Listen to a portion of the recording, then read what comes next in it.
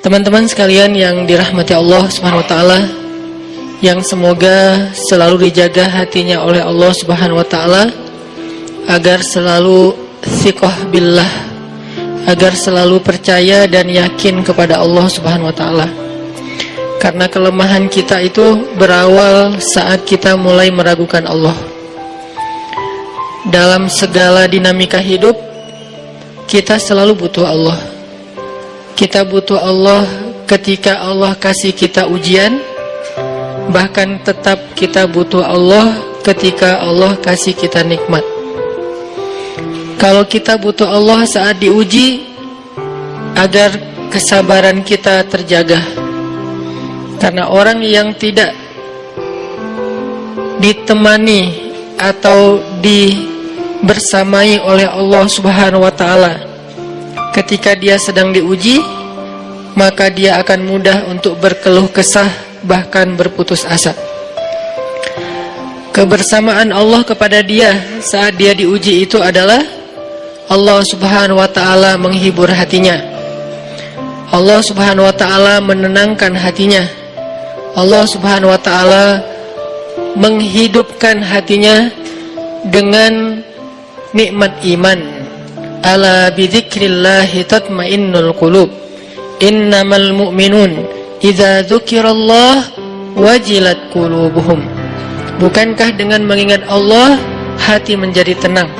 Dan orang yang beriman apabila diingatkan dengan nama Allah, disebut nama Allah, maka hatinya akan bergetar.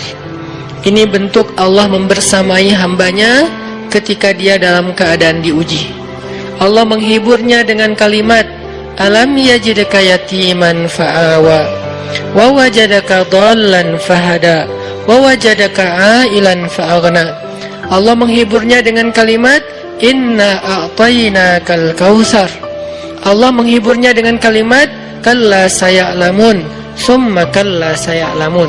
Allah menghiburnya dengan kalimat, la tahzan innallaha ma'ana.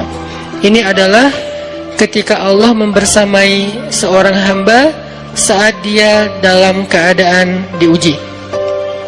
Allah membersamai hamba juga ketika dia dalam keadaan diberi nikmat. Karena tanpa itu, maka seseorang akan jatuh justru kepada dosa-dosa karena dia mendapatkan banyak kenikmatan hidup.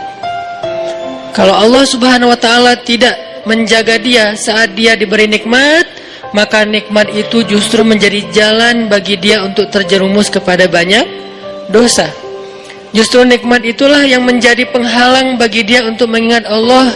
Karena dia sibuk menikmati hidupnya, akhirnya dia terhalang dari mengingat Allah tepat waktu. Sibuk menikmati hidupnya, terhalang dari Allah untuk bangun tengah malam. Karena dia tidurnya larut. Kenapa tidur larut? Karena terlalu banyak yang harus dia nikmati sebelum tidur. Dia bisa makan-makan, dia bisa jalan-jalan, dia bisa ngopi, dia bisa ketemu teman, dia bisa belanja. Bahkan dia nunggu midnight sale untuk bisa menghabiskan nikmat yang Allah kasih kepada dia.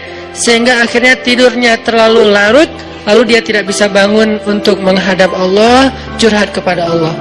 Hal yang selama ini dia lakukan justru ketika dia diuji oleh Allah.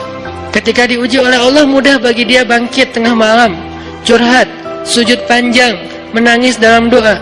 Ketika Allah kasih nikmat, curhatnya hilang, malamnya lelap, sampai bahkan subuhnya juga kelewat. Ini kalau Allah nggak membersamai seorang hamba ketika dia diberi nikmat. Sehingga orang yang seperti ini, kalau dalam keadaan seperti ini terus-menerus dalam jangka waktu yang lama, nanti dia akan terjebak di dalam istidraj.